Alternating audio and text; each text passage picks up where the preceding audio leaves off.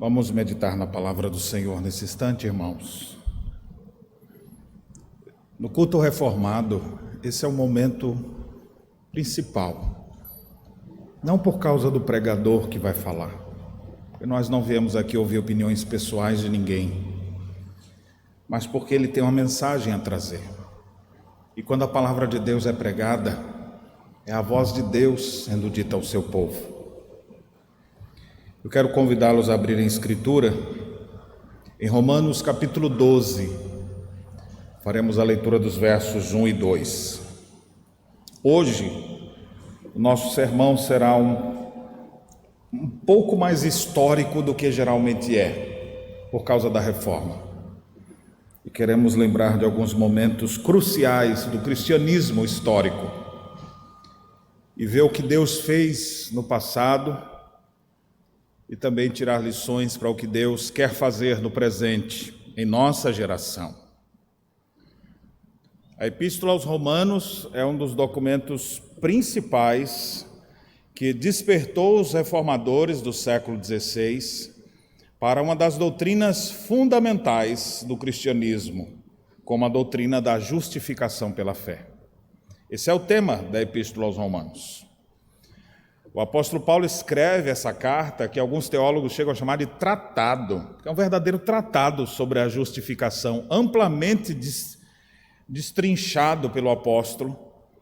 E essa epístola é dividida em duas partes. A primeira parte, dos capítulos 1 a 11, onde nós temos o desenvolvimento dessa importante doutrina, crucial para todos nós. E depois do capítulo 12 ao 16, nós temos aplicações práticas disso. E eu quero ficar exatamente nesse entroncamento entre a parte teórica e a parte prática. Uma doutrina tão importante, ela precisa ser colocada na prática. E os versos 1 e 2 são exatamente esse momento em que tudo aquilo que foi ensinado agora é apresentado para que o povo coloque em prática de alguma maneira. Olha o que o texto sagrado diz, acompanhe comigo. Romanos capítulo 12, versos 1 e 2. Rogo-vos, pois, irmãos, pelas misericórdias de Deus, que apresenteis o vosso corpo por sacrifício vivo, santo e agradável a Deus, que é o vosso culto racional. E não vos conformeis com este século, mas transformai-vos pela renovação da vossa mente, para que experimenteis qual seja a boa, agradável e perfeita vontade de Deus. Amém. Rogo-vos, pois, irmãos, é o clamor do apóstolo Paulo, diante de uma doutrina tão preciosa, que trouxe redenção aos nossos corações, é o seu apelo. Eu rogo a vocês, meus irmãos, pelas misericórdias de Deus, que agora vocês apresentem seus corpos, suas vidas, como um sacrifício. Mas não é para ninguém se matar. É um sacrifício vivo, santo, separado e agradável a Deus. E isso deve ser feito como o propósito maior de sua vida, o seu culto, e um culto inteligível e racional. Você tem entendimento de todas as coisas. E o povo, ao entender isso, ele recebe 3 imperativos aqui no versículo 2, de ações que a gente precisa fazer. E são eles: e não vos conformeis com esse século, esse é o primeiro. Não tome a forma desse mundo. Não siga o fluxo desse mundo.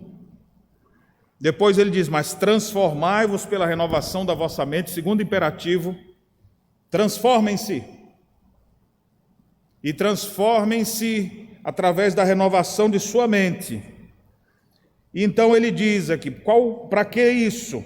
Para que vocês possam experimentar, vocês devem experimentar qual seja a boa, agradável e perfeita vontade de Deus. Não se conformem, transformem-se e experimentem. Eu vou voltar a essas 3 coisas aqui. Mas essas verdades bíblicas fizeram com que homens do passado pudessem ser impactados com o Santo Evangelho, que é chamado de o poder de Deus para a salvação de todo aquele que crê. E homens como Martinho Lutero e João Calvino foram grandes servos do passado, usados por Deus numa época de trevas, numa época de grandes dificuldades, e eles são os grandes ícones da reforma. Foram homens que Deus levantou no tempo e no espaço para fazer aquilo que era de seu intento fazer, já que a sua igreja estava tão distante da verdade. Um dia eu entrei numa clínica, e você sabe que clínica médica é um lugar limpo, porque precisa ter todo aquele cuidado sanitário próprio. Mas estava em obra, em ampliação. E tinha uma placa na frente que eu tirei a foto depois, assim. Porque ilustra bem o que eu quero falar para vocês aqui agora. Tinha uma plaquinha, porque eles continuavam funcionando, tinha alguma sujeirinha por ali, tinha um tapete próprio por onde você tinha que passar, e é meio desconfortável, porque levanta uma poeira, e aí estava escrito assim, ó, desculpem-nos os transtornos, estamos em reforma. Você já viu isso em algum outro lugar, não foi? Aquele momento, se você vai ser atendido naqueles dias, é desconfortável, é chato, você gruda aquele barro no seu pé. O pessoal da clínica fica, mas está ruim para atender aqui, está muita poeira, olha para isso aqui. É desagradável, mas ao mesmo tempo, passado alguns dias e a reforma termina, e você vê aquele prédio mais bonito, com mais brilho, com um piso melhor, com paredes pintadas, com balcão novo, cadeiras novas, e você olha assim, pá, ficou legal aqui agora, viu? Mas enquanto está acontecendo a reforma, é desagradável. E é por isso que a plaquinha dizia, desculpem-nos os transtornos. Bem, a primeira vez que falaram que alguém causou transtorno foi o apóstolo Paulo. A Bíblia diz assim, esses que têm transtornado o mundo chegaram aqui também. E o evangelho, onde ele chega, ele causa esse transtorno, porque ele causa reformas, mudanças radicais na vida das pessoas. No início do século XVI, meus irmãos, a igreja cristã da época única, a igreja católica apostólica romana, no início do século XVI, era considerada uma grande potência, tanto religiosa quanto política, porque as decisões políticas passavam pela igreja e Estado estavam unidos. Nessa época havia grande corrupção dentro da igreja, em todos os aspectos, não apenas político, mas também econômico. O dinheiro sempre corrompe pessoas, e também de maneira moral. Havia muita imoralidade por parte daqueles que professavam ser os enviados de Deus. Também era uma época de profunda carência espiritual. Todas as tentativas de reforma, até então, elas foram barradas. E nos últimos tempos, pela Santa Inquisição, que quando não achava culpados, queimava os inocentes. Luís de Paramo declara que em 150 anos, mais de 30.000 execuções foram feitas por bruxaria e feitiçaria. Não sabemos, essa pessoa é o quê? Está contrário, está se levantando contra nós. É um feiticeiro, é um bruxo, pode mandar queimar. Em nome do Senhor. E assim acontecia. O culto, nessa época, era um ritual externo, frio, cheio de superstições. Leitura bíblica nenhuma, no máximo a leitura da vida dos santos. As relíquias tomavam conta e eram valorizadas. E as pessoas viviam um cenário extremamente complicado. A área da educação era terrível, porque um analfabetismo generalizado tomava conta das pessoas. Não era só analfabetismo bíblico, era analfabetismo mesmo. Muita gente não sabia ler. E aí, quando essas pessoas, é mais fácil de manipular. Então a igreja conduzia para onde ela bem queria. Era uma época de ausência de pensadores. Por isso alguns historiadores chamam esse período de Idade das Trevas. Mas essas coisas não aconteceram de uma hora para outra. Ninguém dorme são e acorda embriagado. Ninguém dorme santo e acorda ímpio. Essas coisas foram acontecendo progressivamente. Bem, se já no primeiro século a igreja de Corinto já tinha um monte de desvio doutrinário e prático, o que dizer da igreja séculos depois? Na verdade, a igreja deveria se manter firme e fiel à palavra de Deus. Não deveria desviar-se nem para a direita, nem para a esquerda, mas manter-se firme nessa palavra. Mas isso é difícil. Não é simples manter-se sempre na linha. E é por isso que um dos lemas da reforma era: igreja reformada sempre se reformando. Porque quando você pensa, agora nós chegamos na Escritura, passa mais um pouquinho, você já está desviando e não está percebendo. Tem que voltar de novo. E aí começa a desviar para o lado. E volta para o outro. Eu ilustro isso andando de carro. Geralmente em alta velocidade. Em rodovias próprias, né? Enquanto você vai ali, o volante quase não muda de lugar nenhum, mas tem que ter alguém segurando o volante o tempo inteiro. Diferente de avião, que você bota o piloto automático, bota a direção certa que ele vai, e ele vai reto. Dá para o piloto levantar, fazer alguma outra coisa e continuar. Em carro, o máximo que dá para botar é a velocidade automática. Bota lá, 100 por hora, pronto. Aí você tira o pé do acelerador. Mas você tem que ficar aqui segurando, porque quando você... Mas é um retão e de repente você vê que o carro está puxando para o lado aqui, assim, ó. Aí você só faz isso aqui, assim. Aí o carro volta para cá. Aí foi demais. Aí você... Aí ele vem para cá. Quando você... Aí você... Isso não é assim? Você não fica em momento nenhum. Se for de Kombi, é assim, né? Eu sei que a folga é maior, mas geralmente no carro é só um toquezinho para você manter-se ali. Essa é a vida da igreja. O tempo inteiro observando, nós estamos afastando. E volta para a Escritura. O zelo foi demais, é mais para cá. Aí chega para cá, passou, um pouquinho mais para lá. Então esse trabalho é um trabalho de uma vida. Mas ao longo da história a igreja começou a se desviar e descambar.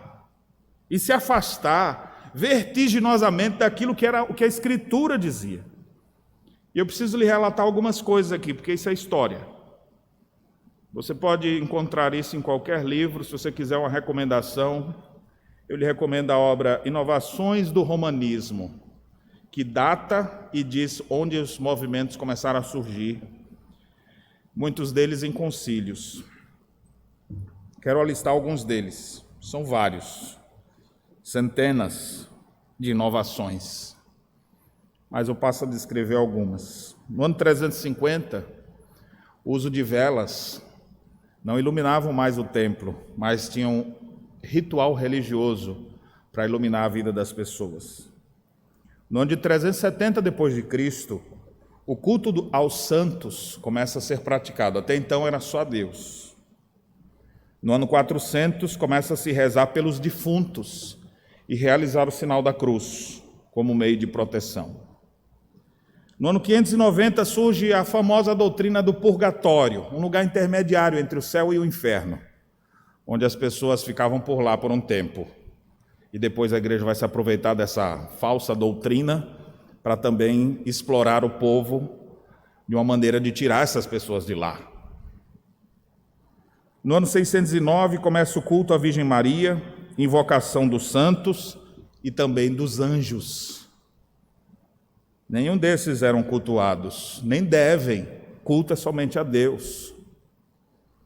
No ano 670, a missa passa a ser realizada em latim, numa língua que ninguém entendia. Então você ia para aquele lugar, ouvia, ficava até assustado, maravilhado com tudo que aconteceu, mas voltava sem entender nada. Por volta do ano 758, começa a se ter a confissão auricular. Você tem que confessar para o sacerdote seus pecados, para ele te absorver. Não somente falar com Deus. Nesse mesmo período começa o culto às imagens, a adoração à cruz e às relíquias.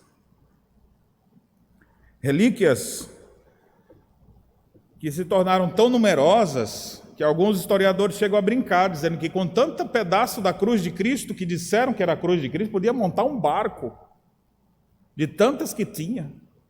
Ou com os pregos que pregaram Jesus, eram tantos que dava para fazer uma grande construção com ferro.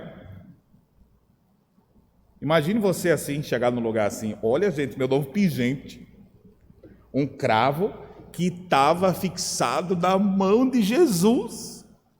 E você está achando que deve ter só 3, né? Das mãos e dos pés. E aí, de repente, você vê que tem mais de 500 pessoas. Se tivesse Instagram e as pessoas, cada um com seu pingente, ligeirinho você ia ver que aquele negócio era fake. Mas todo mundo acreditava, porque era uma época de obscuridade, de ignorância espiritual. Tudo que se dizia, o povo, amém, que bênção. E pagavam caro por isso, viu? No ano 795, o uso de incenso no culto. No ano de 1074, o celibato se torna obrigatório. Até então não era. No ano de 1076, surge a doutrina da infalibilidade da igreja, e com ela, a infalibilidade papal. Quando o Papa fala, é Deus falando e ponto final. É verdade e não deve ser mais questionada. No ano de 1095, surgem as chamadas indulgências, que significa perdão. Só que, para facilitar, começou a se vender o perdão. E o perdão servia especialmente para tirar aquelas almas do purgatório. Então, você tem um ente querido seu, em vez de você achar que ele vai apodrecer e vai para o inferno, sofrer, então você tem como resgatar a alma da sua mãe, ou do seu pai, ou do seu tio, do seu filho, com essa indulgência. Aí a pessoa desfazia toda a riqueza que tinha e dava. Era a Igreja Universal da época.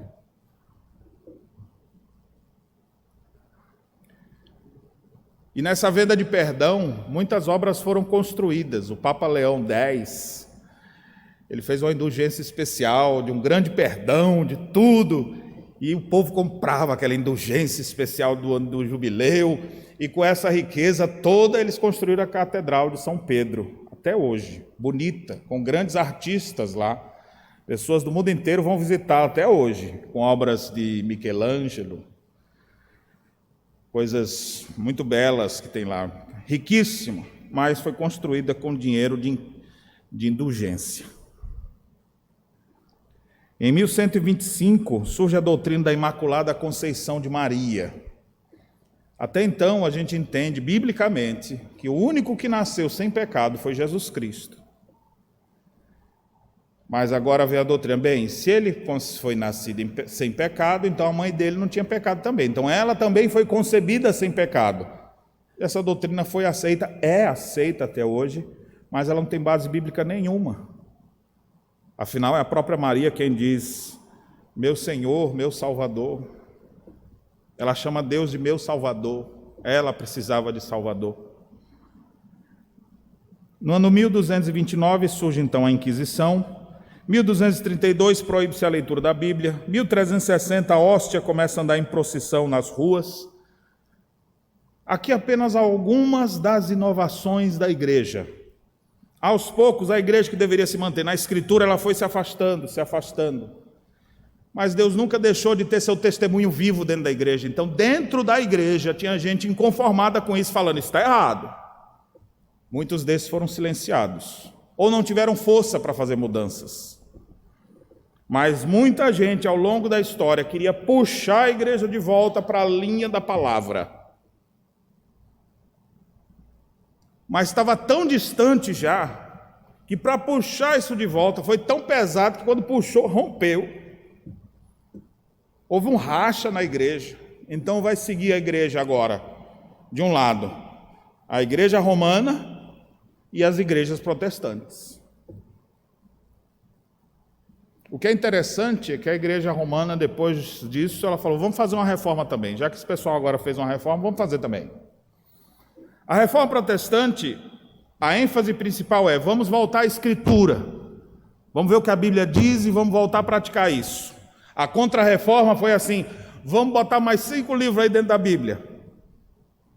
E quando você vê algumas Bíblias com mais literatura, é exatamente depois da reforma protestante, com a contra-reforma que se insere alguns livros como Tobias, Judite, 1º e 2º Macabeus, Bel e o Dragão e outros livros históricos até, mas que não são considerados inspirados, não foram durante toda a história da igreja, mas na Contra-Reforma se inseriu mais esses. Meus irmãos, precisava realmente de gente com coragem, que não se conformasse mais com aquela situação, e que pudesse fazer alguma coisa. Deus levantou homens. Alguns desses homens antes, que se levantaram, questionando, foram mortos. E às vezes a única coisa que esses homens piedosos queriam é dizer: vamos botar a Bíblia na mão do povo, traduzir a Bíblia para a língua do meu povo. E eles foram perseguidos por isso, porque queriam deixar a Bíblia na mão das pessoas. Um deles, John Huss, foi queimado vivo. E quase que como uma profecia, ele diz: hoje vocês estão queimando um ganso velho, mas daqui a uns 100 anos vai nascer um lindo cisne. E era praticamente 100 anos depois que Martinho Lutero estava fixando suas 95 teses na porta da capela de Wittenberg. Muitos morreram, mas Deus preservou alguns que tentaram matar também. Mas tinha lá um grupo de inteligência que conseguiu resgatar eles, esconder eles por um tempo, e assim a reforma eclodiu. A reforma foi um movimento de grande alcance cultural, institucional, social, político, econômico, mas sobretudo religioso, inicialmente na Europa e depois em todo o Ocidente. Quem abraçava a reforma mudava em tudo. Em uma frase, a reforma propunha retorno às Escrituras, como era próprio do pensamento do humanismo renascentista, que buscava o retorno às fontes primárias. Os crentes então disseram: vamos voltar às Escrituras. E mais, vamos ler no original, para ver como é que está lá. O grego, o hebraico. E vamos entender a Bíblia e botar a Bíblia traduzida para o povo ter contato com ela. Uma das ênfases da reforma foi exatamente o livre exame da Escritura. Você não precisa ficar perguntando para alguém: o que eu faço? Para alguém te responder. Não, tu pode ler e descobrir. E não ser falsamente conduzido ou induzido ao erro. Nessa época, a ênfase era a Bíblia no vernáculo, ou seja, na língua coloquial, para que as pessoas pudessem entender, na linguagem delas. Erasmo de Roterdã chegou a afirmar assim: que todas as nossas conversas sejam sobre temas da Bíblia, nós somos aquilo que forem as nossas conversas cotidianas. E um dos monges fiéis à igreja começou a ter contato com as Escrituras, e quando alguém tem contato com as Escrituras, começa a ter uma transformação na sua mente. Isso aconteceu com Lutero. Quando ele encontrou paz, justificados, pois, mediante a fé, o texto que nós lemos hoje. O que é que diz? Justificados, pois, mediante a fé, temos paz com Deus. Aquele homem que vivia em aflição de alma, lutando para entender quem era Deus. Esse homem agora desfrutando de paz, de espírito, ele começa a conversar com os outros, mas já era doutor, viu? Ensinava para todo mundo, mas ainda nem tinha nascido de novo, não entendia nada do que estava acontecendo. Quando ele descobre aquela verdade, aquilo foi libertador em sua vida, e ele começa a compartilhar com os outros, e as pessoas: cuidado, doutor Lutero, essas conversas assim. E ele começou a questionar: por que a gente está vendendo perdão, se o perdão é de graça? Por que a gente está fazendo indulgência? E ele começava a questionar as coisas que existiam em sua época. E as pessoas: vá devagar, isso não é politicamente correto. Se fosse hoje em dia, eu não ia falar nada. Porque qualquer coisa que você falar tem que embrulhar no papel de presentes para poder se comunicar no mundo pós-cristão que a gente vive. Mas Lutero, então, manteve-se firme, escreveu as suas teses. É muito interessante, as 95 teses. Se você tiver interesse, a gente tem elas publicadas aqui também. Quando a gente dedicou esse templo aqui, que foi exatamente nos 500 anos da Reforma, simbolicamente a gente escreveu as 95 teses. Nós temos um cartaz enorme, porque é 95, né? Batemos na porta da igreja ali também. E tem aí, se você quiser ler depois, pode ficar à vontade. Mas eu lhe dou aqui um resumo do que elas falam. As primeiras 7 teses de Lutero diziam que somente Deus perdoa pecados. Da 8 a 11, ele ensina que depois da morte não há mais perdão. Da 12 a 15, ele diz que a penitência não traz perdão, só prova contrição, no máximo. Das teses 16 a 19, ele fala sobre céu, inferno e combate à doutrina do purgatório. 20 ao 26, ele diz que não existem indulgências plenárias, ou seja, não existe negócio de comprar o perdão. Da 27 a 34, ele fala contra o marketing da indulgência, declarando que ele era falso. Depois, do 35 a 41, o perdão é fruto de arrependimento e da graça de Deus. 42 a 49, perdão de Deus e boas obras. Das 50 a 53, a venda de indulgências e a Basílica de São Pedro. Esse negócio está errado. Ele levantou as suas teses. As expressões que ele usava eram muito pesadas também, viu? Às vezes tinha uns xingamentos protestantes também nessas teses, às vezes chamando a autoridade máxima da igreja de barata. Mas Calvino também fez isso, né? Usando outro termo de um animal suíno. Depois, mais adiante, ele fala aqui das 54 a 64, o tesouro de méritos. 67 a 78, falou sobre a arrecadação de fundos e que aquilo não servia para perdão. Ele, nas últimas, das 79 a 89, ele fala que o Papa não controla a graça de Deus. E da 90 a 95, a autoridade de Cristo é maior que a do Papa. Rapaz, um homem desse falar um negócio desse contra a maior potência do mundo, aí você fala, meu Deus do céu, vai ficar o quê aqui? É claro, na hora que mandaram matá-lo, Martinho Lutero. Primeiro foi excomungado, né?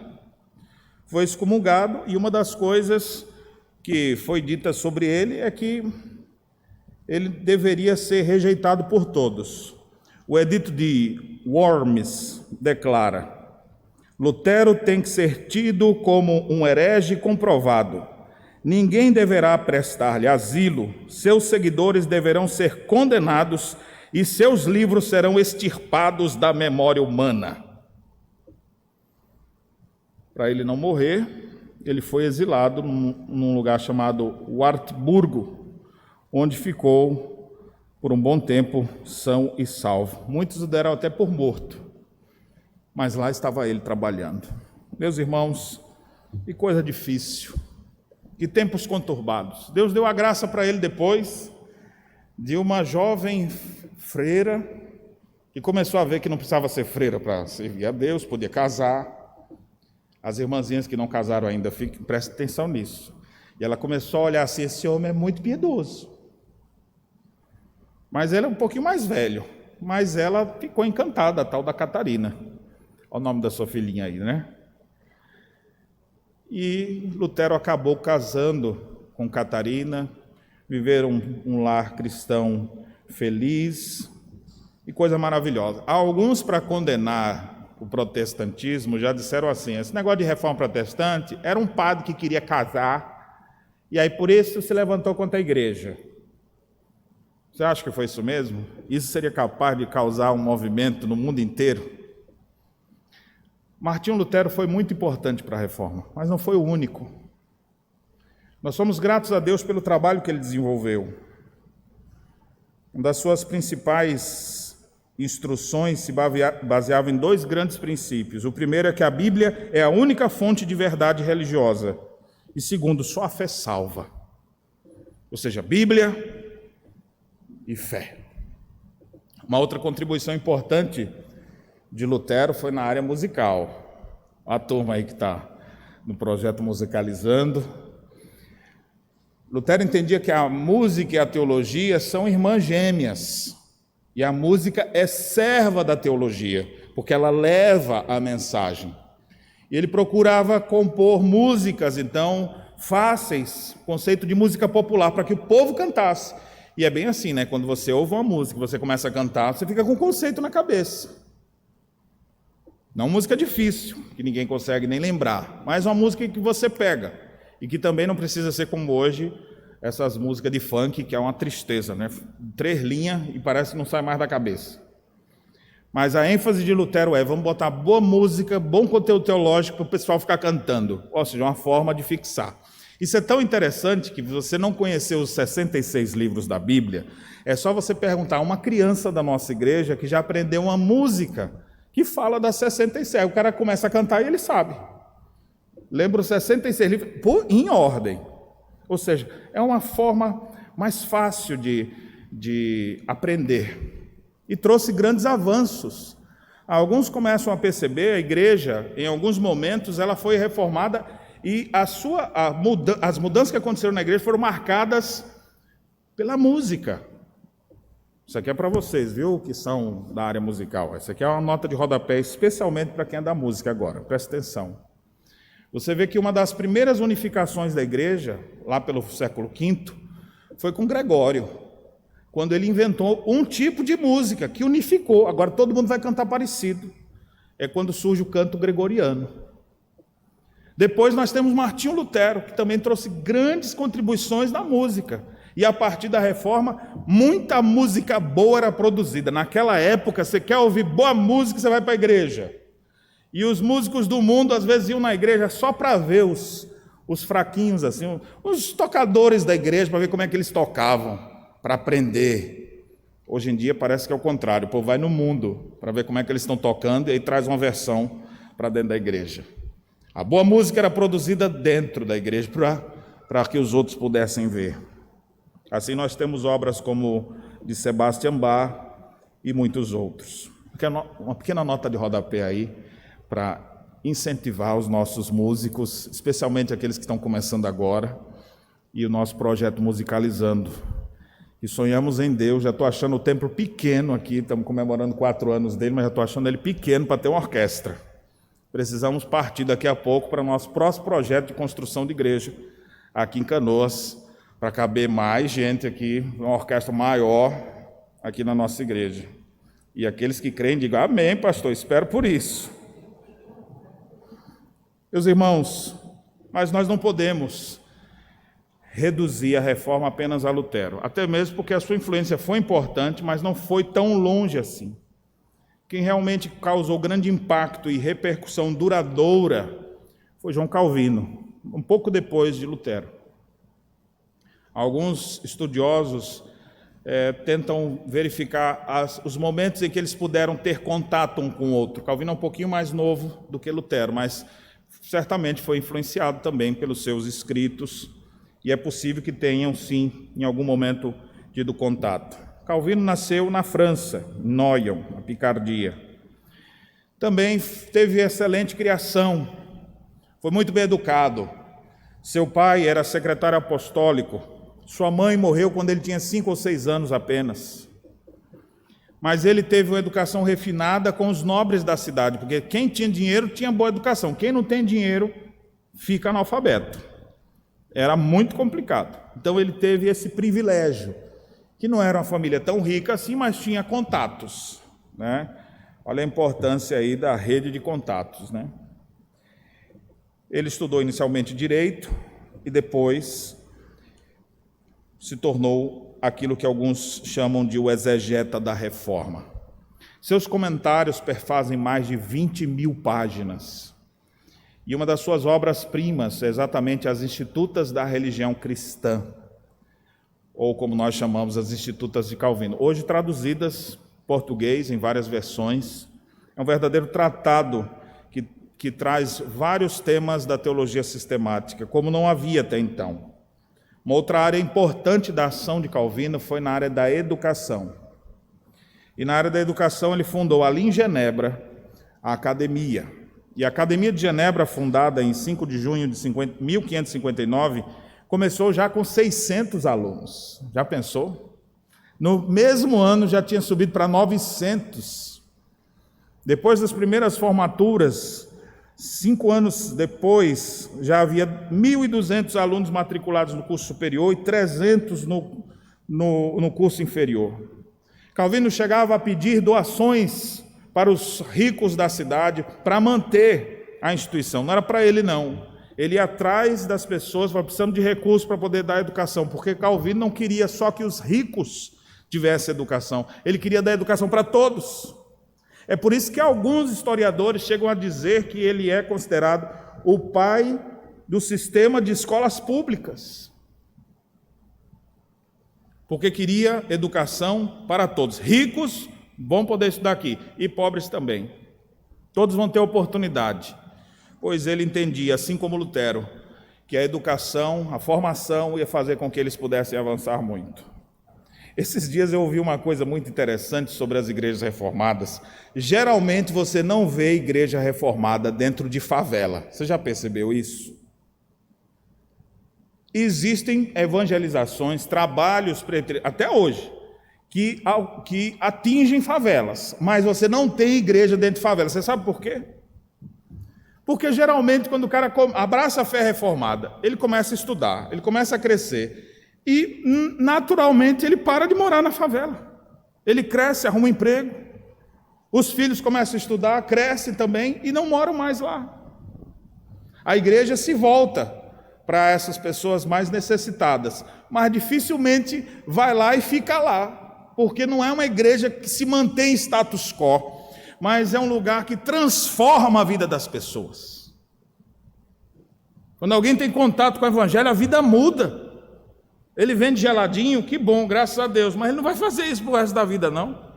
Ele vai ter que estudar para ler a Bíblia, porque a igreja reformada não mantém o povo analfabeto, vai ensinar as pessoas a lerem, não sabe ler não, vai ler, vai ser alfabetizado pela Escritura, vai começar a aprender, vai entender como é que funciona mais as coisas nesse mundo, e vai sair dali, é libertador, é transformador, muda todos os aspectos da vida, não só da sua espiritualidade, mas toda a esfera da sua existência. Genebra, inicialmente, era um lugar de gente vagabunda, de grande prostituição e miséria. Depois que Calvino andou por lá, pregando o evangelho, falando com as autoridades, com os políticos e com todo mundo, mostrando que a Bíblia diz, aquele lugar se tornou a Roma do protestantismo. Um lugar referência de justiça e retidão. E muitas vezes era dito isso mesmo. Tinha vagabundo na cidade, você fala, vocês não querem trabalhar não? Então vocês vão procurar outro canto para você morar. Nessa cidade não é lugar para vocês. Só que aí o cara pensava duas vezes, né? Porque em outros lugares está explodindo guerra, perseguição, guerras religiosas mesmo. E aí o cara fala, o que eu faço? Se o cara for muito preguiçoso, ele vai acabar sendo expulso. Ou então ele vai tomar jeito na vida. Em Genebra se chegou a acolher mais de 6.000 refugiados. Você já parou para pensar, nossa igreja aqui, desse tamanho, e de repente chegar a 6.000 pessoas para a gente cuidar? Você tem a ideia, se chegar a 60, a gente já fica aqui assim, meu pai, como é que nós vamos fazer isso aqui? 600 pessoas, você fala, 6.000 pessoas chegaram em Genebra, refugiados, sem ter uma mala do seu lado, fugindo de perseguições. E essas pessoas chegaram lá, e agora vamos dar acolhida. Junta Diaconal de Genebra era altamente proativa. Olha meus diáconos aí de plantão, meus trainees. E se você não é diácono, depois de hoje, eu acho que você vai querer até ser diácono. A Junta Diaconal de Genebra tinha como propósito não apenas cuidar do espaço de culto, mas cuidar dos pobres e necessitados. Isso não é teologia da libertação, isso é calvinismo. Isso é Bíblia. Então, muitas vezes, se recorria a doações, e quem ia atrás dessas doações? Era a junta diaconal. Ia atrás de colchão, porque esse pessoal veio para cá, pelo menos precisa dormir. Arrumar um colchão para eles. E a junta diaconal correndo lá para dar moradia, lugar para essas pessoas. Arrumar uma forma dessas pessoas trabalharem, se desenvolver e educação. Vão aprender, vão estudar, e essas pessoas formadas depois voltavam para os seus países, voltavam para as suas cidades de origem, levando agora tudo aquilo que elas aprenderam aos pés de homens da envergadura de Calvino. O presbiterianismo nasce disso. Um dos homens que foi lá para Genebra para aprender era John Knox. E depois de um tempo lá aos pés de Calvino, ele volta para a Escócia e é um instrumento de Deus para fazer grandes mudanças no seu país. E lá são chamados os calvinistas de presbiterianos. Então a nossa herança, o nosso nome vem de lá. E não foi apenas para lá, para vários países, você vai vendo. Eles vão sendo chamados de nomes diferentes. Aqueles que foram para Genebra, depois voltaram para a Holanda, foram chamados de reformados. Os franceses chamados de huguenotes, os ingleses de puritanos. E assim em vários lugares, era o povo calvinista, conhecendo, e a ênfase qual é? Retorno às Escrituras. Vamos olhar para as Escrituras. Um princípio importante aqui, eu já estou quase terminando minha parte histórica, viu? Para entrar aqui em algumas aplicações práticas do texto. Mas tenha paciência, eu disse que hoje ia gastar mais tempo na história. Algumas contribuições, e eu tenho que dizer para você que despertou pela fé reformada recente. De vez em quando vem uma pessoa assim, pastor, agora eu sou reformado, eu queria vir aqui na sua igreja, porque agora eu sou reformado, eu já acredito nos 5 solas. Aí eu digo, vou botar mais um, né? Eu só lamento que você acha que é reformado só com 5 solas, né? Porque esse aí é um aspecto, uma parte da teologia. Ser reformado é muito mais do que isso. Envolve toda a tua vida, não é só agora descobrir as doutrinas da graça, entender como é que é a soterologia. Isso é um grande avanço. Você não pode resumir os presbiterianos e dizer presbiteriano é uma seita que acredita na predestinação. Às vezes tem isso escrito em dicionários. Então podemos reduzir a isso. O que é ser um calvinista? O que é ser um reformado?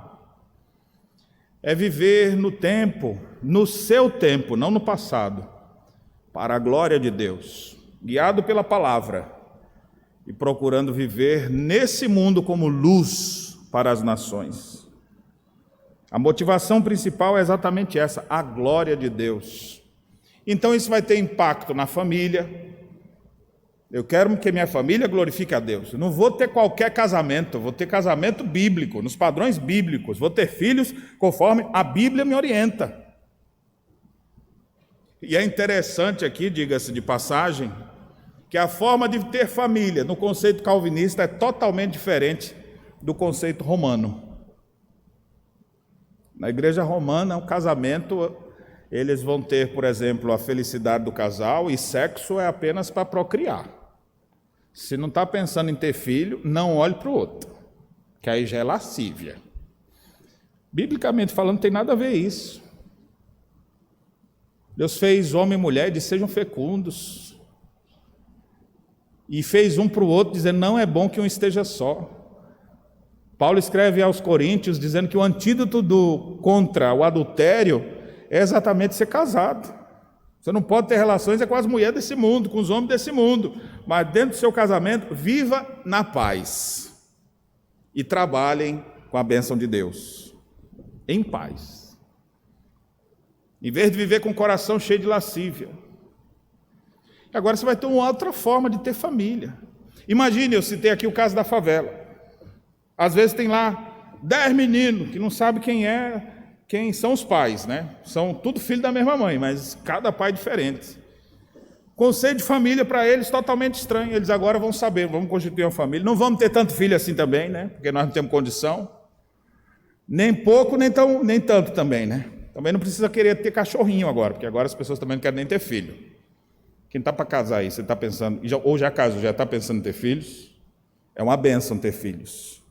Mas tenha prudência na hora de tê-los. Eu pensei comigo que eu ia ter uns 7. Mas tive 3 e já está bom, e Deus me deu os filhos da igreja. Então, estamos satisfeitos, né, minha querida? Assim, estamos satisfeitos. Me convenceu disso aí. Então, nem tão poucos, nem tantos. Onde é que eu vou ter discernimento sobre constituição de família? Quem lê Bíblia vai ter. Quem volta para a Escritura vai ter. Calvinistas têm entendimento dessas coisas. Outra área importante é o trabalho. Hoje eu vejo as pessoas querendo trabalho assim, ó. Eu quero trabalhar pouco e ganhar muito e não fazer quase nada. Isso chama preguiça. Ainda pede para Deus me abençoar. Conceito bíblico é trabalho naquilo que é bom, que é justo. E mais, seu dinheiro que você ganha com o seu trabalho não é só para você, é para acudir o necessitado. Isso não foi João Calvino que falou, não, foi Paulo escrevendo aos Efésios. E os calvinistas pensaram assim: 3 princípios do trabalho. Primeiro, trabalho com esmero. Vou me dedicar no meu serviço, o máximo, vou dar o meu melhor. Seja para varrer uma rua ou para fazer uma cirurgia. O que eu tiver que fazer, vou fazer da melhor maneira, porque é para a glória de Deus. Outro princípio é o princípio de frugalidade.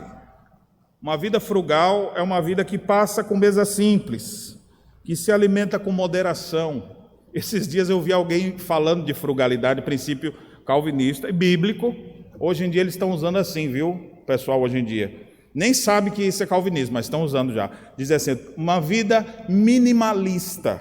Já deve ter ouvido a gente falar assim, que legal, cara, que conceito interessante. Não inventaram agora não, gente, isso aí é bíblico. E na reforma isso foi reensinado. Tem uma vida frugal, você não precisa gastar tudo, ostentar tanto. Tendo com que comer e nos vestir, estejamos contentes, diz o apóstolo Paulo. Automaticamente veio o terceiro princípio do trabalho, que era a poupança. Não essa de 0,0001%, né? Mas a ideia de poupança é o seguinte: eu vou guardar algo pensando em situações futuras. Então, trabalho com esmero, uma vida simples, sem ostentação, vai sobrar recursos. Isso é ser calvinista. Eu pergunto, vocês são calvinistas? Eu sou calvinista, pastor, eu creio nos 5 pontos. E nos 3 do trabalho, você crê também, não? Então a gente percebe que ser bíblico, ser reformado, envolve todas as áreas da vida, e não algumas apenas. Calvino ensinou sobre o cuidado aos pobres, ele batalhou para combater a vagabundagem nos seus dias, ensinou sobre o uso das riquezas, sobre honestidade e cuidados com a usura. Automaticamente, esse povo reformado se tornou rico. E é por isso que você está fazendo faculdade, alguém vai dizer assim, que Calvino é o pai do capitalismo, porque ele ensinou o povo a enriquecer. Na verdade, não ensinou a enriquecer, ele ensinou a viver para a glória de Deus, e viver com frugalidade, e poupar. Automaticamente, o que aconteceu com essas pessoas? Prosperaram, enriqueceram, e foi guardando. Até hoje, os países que abraçaram a reforma são potências mundiais, países desse tamanho, extremamente ricos, porque tem ainda o reflexo desse movimento do século XVI. Imagine só que coisa poderosa. Todos os países que abraçaram a reforma prosperaram. Calvino reuniu em torno de si homens que levaram o evangelho depois para vários outros lugares, e a sua influência se deu por todo o mundo. Países como a França, Países Baixos, a Escócia, a Alemanha menos até, por causa da influência já do luteranismo. A Hungria, Nova Inglaterra, os irlandeses, a Holanda, a Australásia, a África do Sul, países que foram transformados simplesmente porque obedeceram os princípios da reforma. Vamos chegar agora para o Brasil. O Brasil nos dias de Calvino e agora o Brasil nos dias atuais. Você sabia que Calvino estava lá em Genebra e preocupou-se com o Brasil? Mandou até pastores para cá. Pastores vieram para cá e chegaram no dia 10 de março de 57, onde realizaram o primeiro culto protestante das Américas. Pierre Richier, Guillaume Chartier, junto com outros mais, chegaram aqui com o desejo de vir morar. 1557. Era a mesma época que estava sendo a doutrinação jesuíta. Imagina se no Brasil chega a doutrina reformada. E fica, porque não ficou. Logo expulsaram os calvinistas daqui, e os que não couberam no barco que voltaram foram assassinados. Um fugiu, foi parar no Nordeste, acharam, trouxeram preso para Anchieta. O piedoso padre Anchieta mandou enforcá-lo. Assim morreu Jacques Le Ballet, simplesmente por ter uma fé contrária à fé romana. Essas coisas não são muito contadas, né? Um Brasil meio sujo esse. A primeira tentativa de reforma no Brasil não prosperou. A segunda também não. Holandeses, ricos, quiseram vir para cá. Ricos não só de dinheiro, mas ricos de princípios e de ética. Chegaram no Brasil para desenvolver a fé reformada aqui. Fundaram 22 igrejas, 2 presbitérios, um sínodo. Meu amigo que é do Recife conhece lá toda a história. Quando eu fui lá na sua terra, contaram a história lá assim, com orgulho, né? E aqui, no Monte dos Guararapes, tivemos a revolução e expulsamos os holandeses daqui. E eu não conhecia nada de história, falei, yes! É nós, né? Aí fui para o seminário, comecei a estudar um pouco da história, falei, miserável! Expulsamos o homem que estava trazendo progresso para o Brasil, gente que estava querendo ensinar coisa boa para nós, e nós matamos, expulsamos daqui. Hoje nós estamos com a igreja aberta aqui, mas no passado não podia ter igreja aberta aqui não, podia nem ter templo. Só depois, século XIX é que se permitiu vir para cá. E não foi porque estavam piedosos, assim, agora vamos deixar uma outra fé vir para cá. É porque a família real tinha medo de pirata. E eles sabiam que iam morrer ou ser saqueados no meio do mar, do oceano. Então pediram apoio. Para quem que nós vamos pedir apoio? Quem vocês acham que é as mentes mais brilhantes para construir os melhores navios do mundo antigo? Só pode ser gente reformada. E eram os ingleses. E eles tinham uma estratégia naval fantástica. Suas embarcações eram mais velozes e formavam um semicírculo em torno do inimigo e disparavam, rapidamente eles venciam. Então, uma família real, a gente quer comprar aí essa tecnologia de vocês, proteja a gente aí. E aí os reformados disseram, a gente vai sim, com certeza. É por esse preço justo, mas a gente vai desenvolver a nossa fé lá quando chegar no Brasil. Porque nós não somos católicos, nós somos reformados, nós somos anglicanos. E aí eles falam, não, esse negócio aí não pode. Então não tem negócio. E aí, e agora o que a gente faz? Tem outra opção? Não tem outra opção. Então nós autorizamos vocês a virem para o Brasil, com a condição de não falarem da fé de vocês para os nossos. Não ter igrejas com sino, nem com cruz. Pode ser assim? E aí os nossos irmãos, sim. Tratado de Comércio e Navegação, 1810, começa a chegar os primeiros para cá. Chegam os presbiterianos em 1859. Não porque havia bondade, deixa esse pessoal vir para cá, sempre foi perseguido. Paulo diz que todos que querem viver piedosamente em Cristo sofrerão perseguições. Foram perseguidos, mas mantiveram-se firmes. Começou a chegar gente reformada no Brasil, mas chegou bem depois. O Brasil já estava saqueado de todo lado. A corrupção que a gente vê, às vezes, hoje, aqui e ali, uma denúncia aqui e ali. Esse negócio não é de hoje, não. Esse negócio faz tempo. Agora, compare. Eu queria que você fizesse uma comparação histórica. O Brasil, bem antes, século XV, XVI, nós temos a vinda de muitos para cá, Portugal, Espanha e tal. Os reformados foram para a Nova Inglaterra, Estados Unidos, bem depois. Mas eles não foram lá para explorar, arrancar, e eles foram lá para ensinar e viver. A Constituição norte-americana, para você ter ideia, se você tiver acesso a alguma parte dela, pelo menos em algum filme você já deve ter visto, ela se parece com a Constituição da nossa igreja.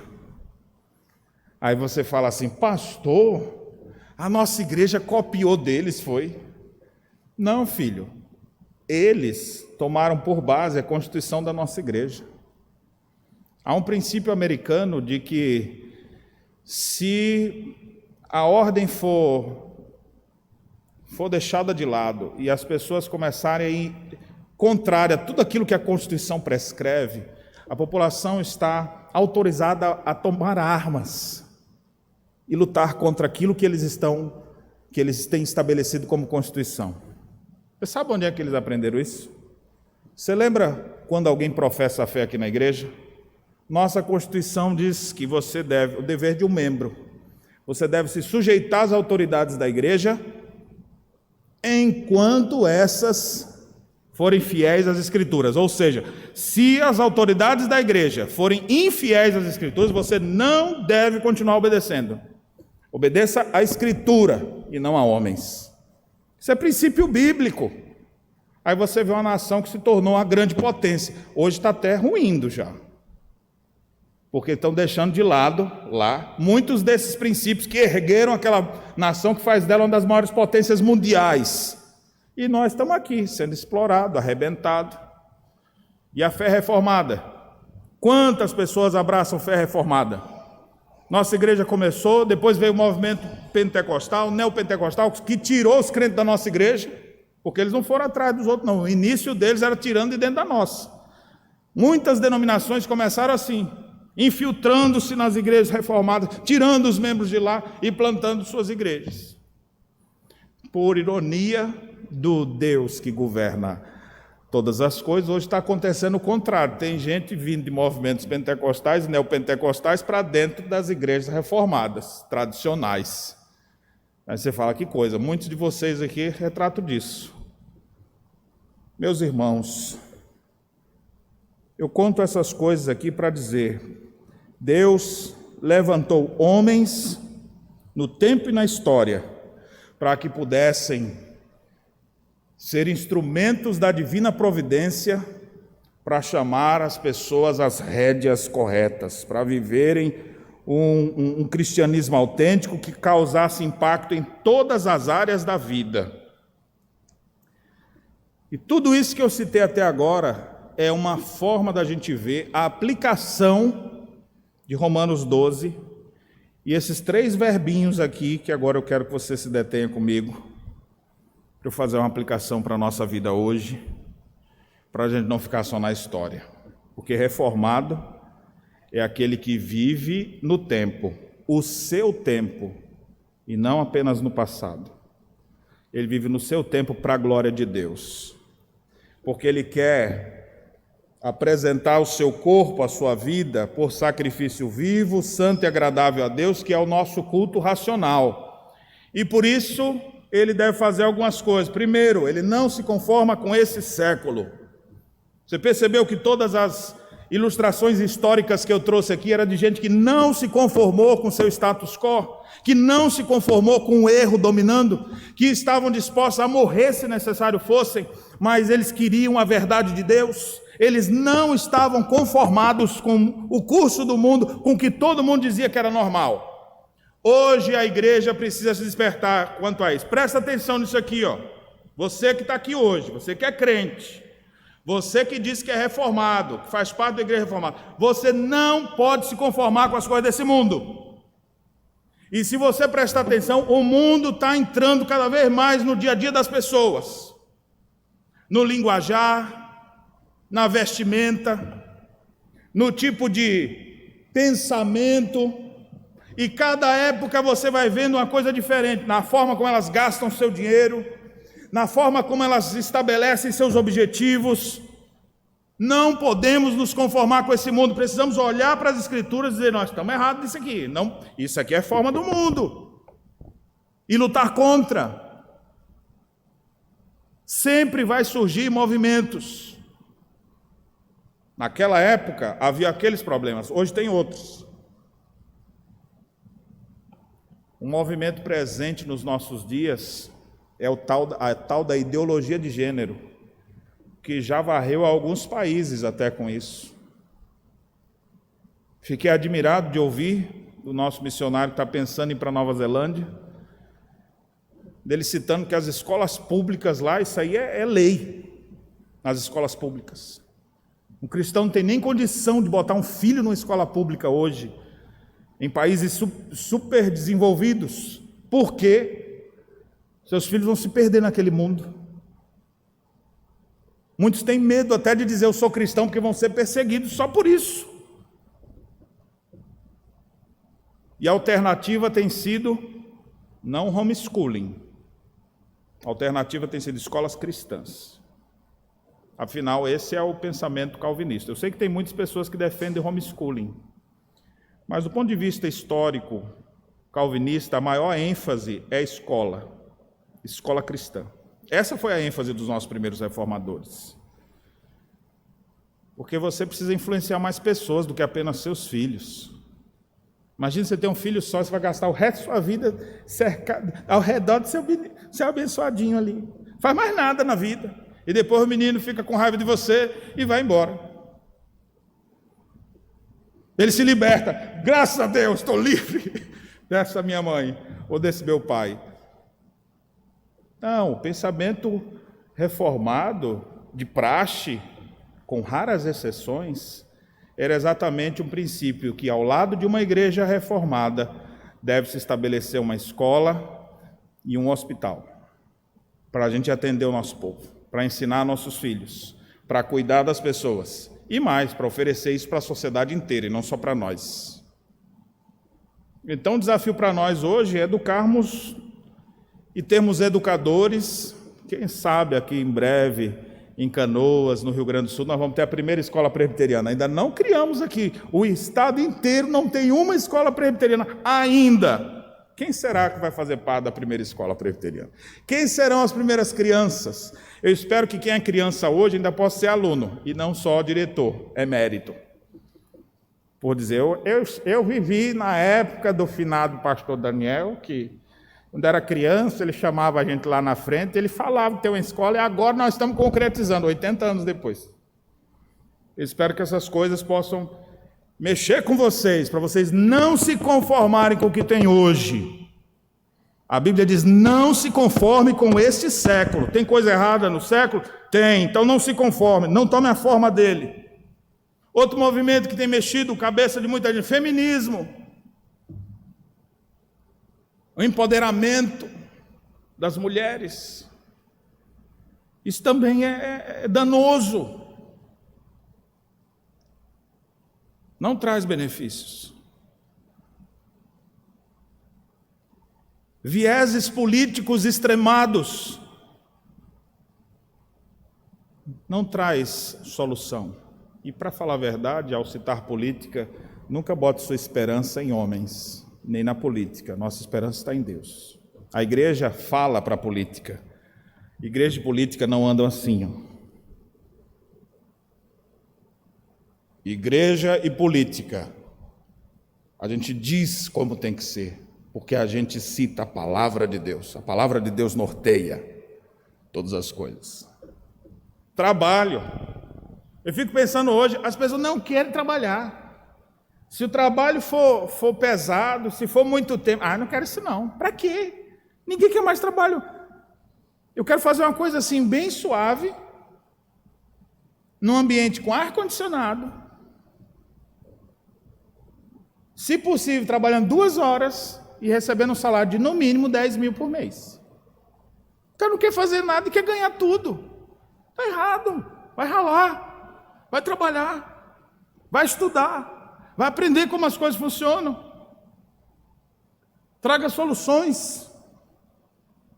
Preguiça, isso é pecado. A Bíblia diz, vai ter com a formiga, seu preguiçoso. Vamos trabalhar. Outra coisa importante, homens, cadê a masculinidade? Cadê os cabamachos de hoje em dia? Macho mesmo, homem de Deus, homem que sabe o que é a sua masculinidade.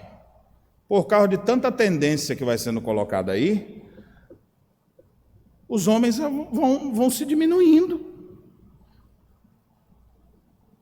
Não exerce mais liderança em seus lares.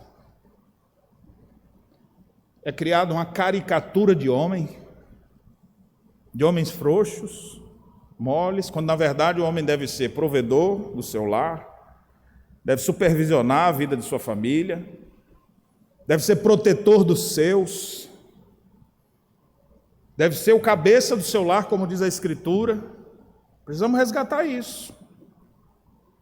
Vocês estão vendo quantas tendências aqui? Eu poderia citar mais várias outras, o tempo não me permite. Mas quantas outras coisas a gente tem vivido nos nossos dias? Não se conforme com o fluxo desse mundo. Questione tudo. Deixe de ser bobo, seja um questionador. Inclusive do que eu estou falando aqui. Fique só com a verdade. Se o que eu estou te falando aqui é contrário ao que diz a Escritura, julgue. A Bíblia manda julgar. Pastor, que absurdo. Alguém julgar, a pessoa está falando, é homem de Deus. Quantos em nome de Deus já praticaram atrocidades? A Bíblia diz para a gente julgar todos os pronunciamentos proféticos, julgar todas as coisas e reter o que é bom. 1 Tessalonicenses capítulo 5, Paulo escreve aos Coríntios e diz, pregue 2 ou 3 e os outros julguem, para ver se está falando certo. O apóstolo João, discípulo do amor, ele fala, provai os espíritos se realmente procedem de Deus. Tem que fazer isso. Não se conforme, prove, ouça, questione, vá na fonte. Não receba pronto dos outros, não. A nossa época hoje é conformada com o Google, com o YouTube. Eu quero aprender uma coisa, não leio um livro, eu pego o resumo que tem de 3 minutos que alguém gravou um videozinho no YouTube. E eu perco de ler um livro, uma obra, de viajar com a minha imaginação. Mas a maioria não quer ler por quê? Qual é o nome desse pecado? Preguiça. Esse negócio de ler me dá dor de cabeça, pastor. Vou ler a Bíblia, dá sono.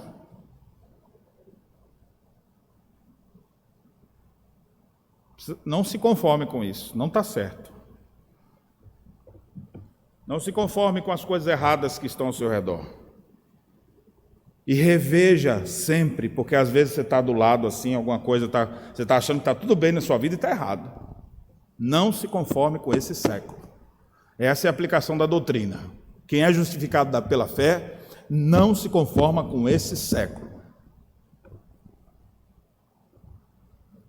Mas o verso 2 diz assim, mas transformai-vos pela renovação da vossa mente. Aqueles que não estão pegando a forma desse mundo, no primeiro momento talvez o pensamento fosse, não se conforme com o mundo, mas transforme o mundo. Mas não é isso que o texto diz. O texto diz, não se conforme com o mundo, mas transforme-se em relação ao mundo, pela renovação da sua mente. Olha o que Paulo disse, isso aqui não é para você, lavagem cerebral, coisa do tipo. Não, é o contrário, é libertação. Para você pensar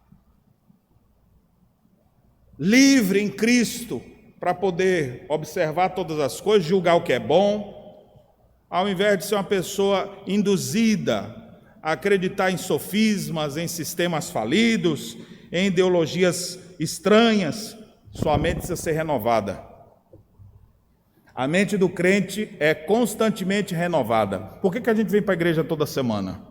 Porque a gente quer ouvir a exposição da palavra de Deus. A gente quer ouvir o que Deus tem a nos ensinar nas Escrituras. E quando a gente aprende, isso renova a nossa mente. E vai tendo forças, viu? Força para fazer. Porque tem horas que você sabe de coisas que você precisa fazer, mas você só não fez ainda, porque você não tem força para isso. Aí você pega e vem na igreja, um dia, e aquela pregação chega, parece uma espada enfiando no teu peito. E você sai daqui machucado, e ao mesmo tempo disposto a fazer mudanças, não no mundo, mas fazer mudanças na sua vida. Quando você transforma a sua vida pela renovação da sua mente, você começa a ver coisas novas acontecendo ao seu redor. Tem gente que quer transformar o mundo, vamos mudar o mundo. Não, transforma a sua mente, transforma a sua vida. Aí você vai ter condições de mudar o mundo. Só vivendo nele, como um servo de Cristo, iluminado. Sua mente tem sido transformada ao longo dos anos? Sua visão do reino tem sido ampliada ao longo dos tempos? Ou você tem deixado sua mente travar em determinados aspectos, temas, ou maneiras de você interpretar a realidade? Você já viu como a nossa mente é cruel? A própria Escritura diz que nós não devemos confiar em nós mesmos. Maldito o homem que confia em outro homem, faz do braço carnal seu aliado. Enganoso é o coração do homem, desesperadamente corrupto, quem o conhecerá? Se você confiar em você, você vai se dar muito mal na vida. Não siga o seu coração. Ixi, pastor, mas sempre segui meu coração. Eu não estou sentindo no meu coração. Não guie-se por sentimentos do coração, porque os sentimentos mudam de acordo com cada momento. Por isso que o texto diz que é um culto racional. Ele fala da transformação da mente. Uma mente lúcida, uma mente clara, tudo está clareado diante de mim, porque está à luz da palavra de Deus. E eu começo a julgar todas as coisas. Por que você não se envolve mais na igreja? Você sabia que pode ser por entendimentos errados que estão aí na sua cabeça? Tem gente que às vezes fica com raiva de uma outra pessoa e fala, nessa igreja eu não sirvo mais. Eu vou, mas também eu não ajudo mais em nada. Botou um negócio na cabeça ali, quem tira agora? Mas graças a Deus que continua se expondo à palavra de Deus, porque uma hora a ficha cai, as escamas caem dos olhos, a pessoa, que besteira era essa que eu estava fazendo? Gente que está travada, com pensamentos esquisitos na mente, pensando, sei lá, eu nem sei o que está na sua cabeça, né? Não posso nem... Mas às vezes a gente conversa com uma pessoa e outra, nos aconselhamentos que a gente faz, geralmente o que acontece? Uma crença errada, um pensamento equivocado. Eu sempre achei que isso é certo. Questione, olhe para a Escritura, guie a sua vida pela palavra e não pelo que os outros estão dizendo aí. Transformai-vos pela renovação da vossa mente. Eu louvo a Deus por algumas pessoas que eu conheço e que eu conheci quando elas tinham uma mente muito obscura, difícil até de argumentar, porque pensa quando a pessoa é difícil de lidar. Tem gente que é difícil e aí tem uns que vão morrer difícil, não tem muito o que fazer. Mas tem algumas pessoas que você conhece na caminhada que você vê como essa pessoa saiu daquela obscuridade e está hoje nessa lucidez. Como aquela pessoa era tão travada na sua maneira de raciocinar, de pensar, e olha como ela expandiu. Cristo faz isso na vida dos seus servos. Aqueles que meditam nessa palavra todos os dias, eles não ficam retrógrados, eles não ficam antiquados, mas eles se libertam, eles crescem, eles amadurecem, eles se transformam, porque o Espírito de Deus que fala por meio das Escrituras transforma as suas vidas a cada dia. Por isso que é tão importante a meditação diária das Escrituras. Isso traz uma mudança cada dia no nosso viver. A gente começa a renovar a mente e aí você percebe que você consegue encontrar uma maneira de vencer pecados.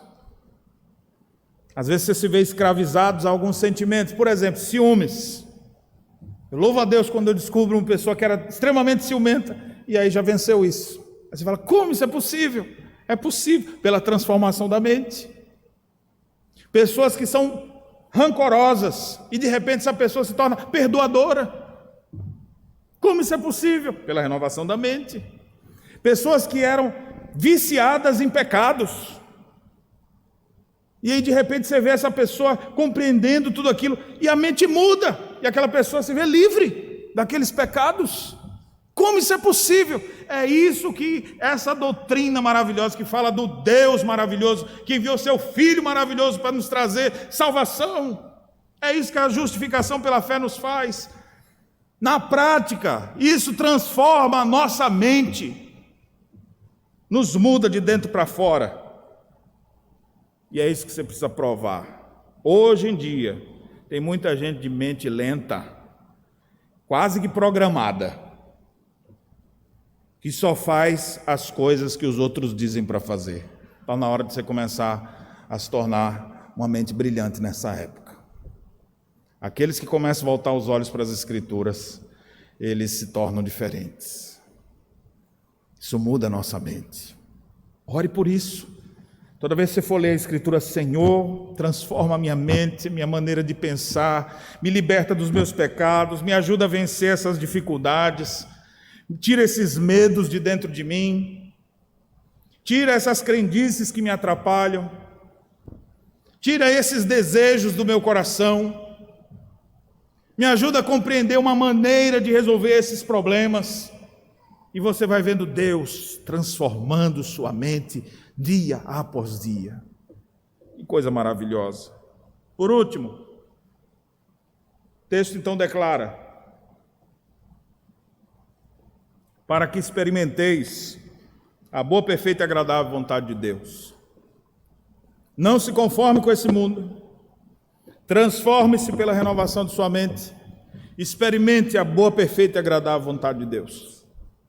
Você precisa ter uma experiência, gente. Ele não pode ficar contando a história de Lutero, de Calvino, falando a história de Simon, estou falando a história das mulheres do passado. Tem que ter história sua. Você precisa experimentar isso. Experiência bíblica, experiência com Deus da palavra. Experimentar que fazer as coisas que Deus manda fazer, isso é bom. Começar a vivenciar coisas que você vai dizer, como isso foi agradável. E você perceber que a vontade de Deus, as coisas que Deus quer para nós, isso é perfeito. Você precisa ter experiência dessa. No meio reformado a gente fala muito de experiência, né? Esse negócio de experiência é coisa mais neopentecostal, esse pessoal tem umas experiências. Mas a Bíblia fala para a gente ter experiência, só que experiência bíblica. Experiência com a perfeita vontade de Deus. Deus quer que você tenha o gosto de experimentar essas coisas, não de ficar assistindo sentado. Experimentar o prazer de dizer não ao pecado. O pecado te convidar e você dizer, não te quero. Eu quero, mas não te quero. Ter o prazer, sentir como é agradável vi uma pessoa fervendo com palavras malignas em cima de você e você retrocar com bondade, montando brasa viva na cabeça da pessoa, com palavras brandas, ele te amaldiçoando de lá e você abençoando daqui. Você precisa ter essa experiência. Já teve essa experiência? Não, pastor, claro, né? Toda vez que alguém fala assim, tu solta do mesmo jeito. Precisa ter experiência com a vontade de Deus, experimentar isso.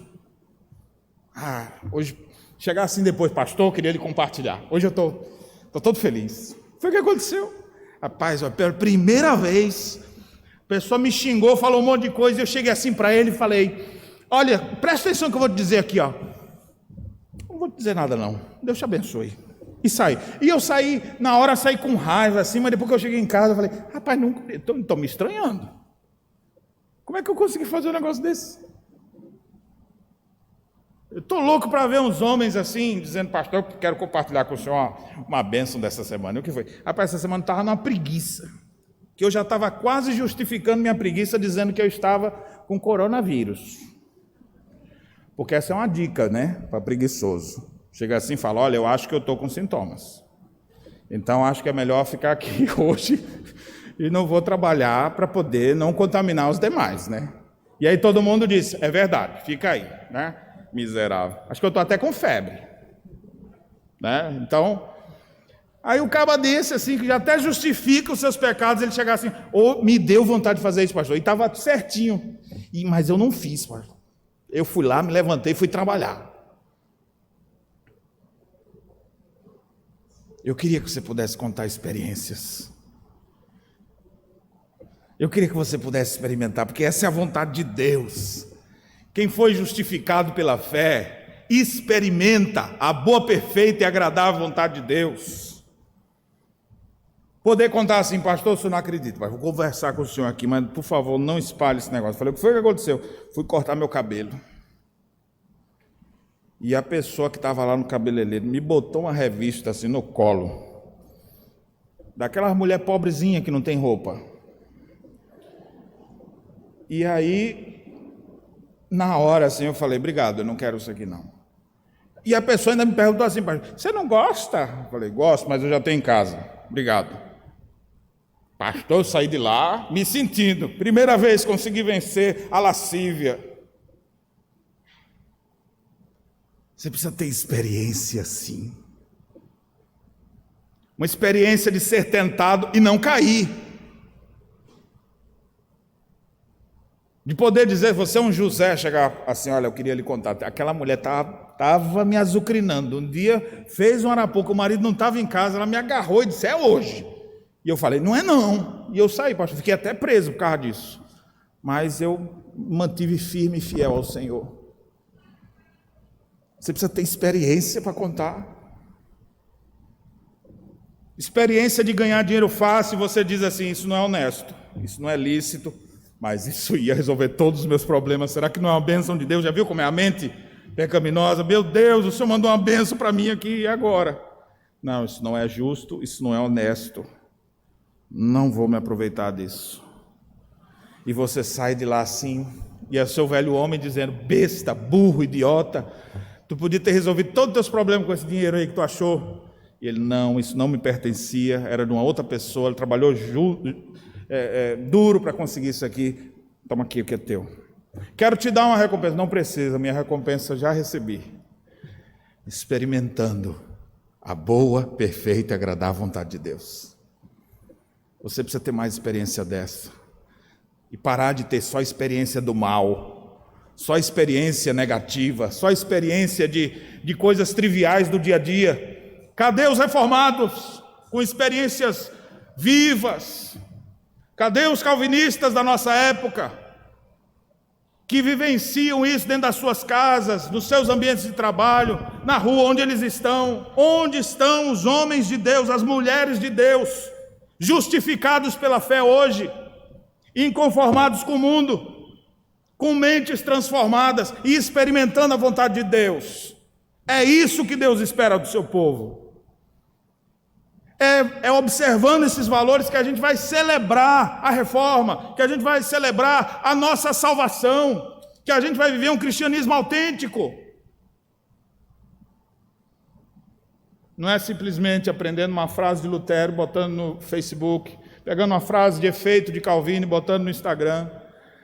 Não é simplesmente andando com um livro e tirando foto dele, dizendo, estou lendo isso aqui. Tu está lendo, ok. Isso já transformou tua mente? Isso tem descido para tuas mãos? Porque quando isso acontecer, meus irmãos, nós vamos provar aquilo que os outros países provaram. Nós vamos ver um homem, um só, uma única mulher, que abraçar essas verdades bíblicas e aplicar essas coisas para o seu coração. Nós vamos ver uma mudança radical acontecendo. Não tem como eles continuarem sendo os mesmos. E o ambiente onde eles estiverem vai ser mudado. A luz vai brilhar nas trevas. Gente perdida vai ser encontrada. Situações de pecado vão ser resolvidas. A luz vai voltar a brilhar no mundo de trevas. Cristo nos chamou de luz do mundo. Onde estão vossas luzes? Onde está a chama do santo evangelho na mão do povo reformado hoje em dia? Não vamos deixar que esse cristianismo nosso seja apenas uma marca d'água de 504 anos atrás, mas vamos viver como a verdade, como se estivéssemos vivendo no primeiro século, ouvindo Jesus dizendo assim para nós, vai, não peques mais, ide pelo mundo e pregai o evangelho.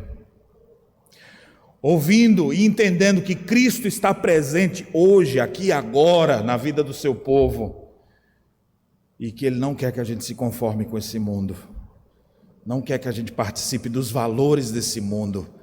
Ele espera que a gente seja transformado de dentro para fora, para a gente experimentar sua boa, perfeita e agradável vontade. Que Deus nos abençoe e nos faça verdadeiros reformados consagrados. Amém.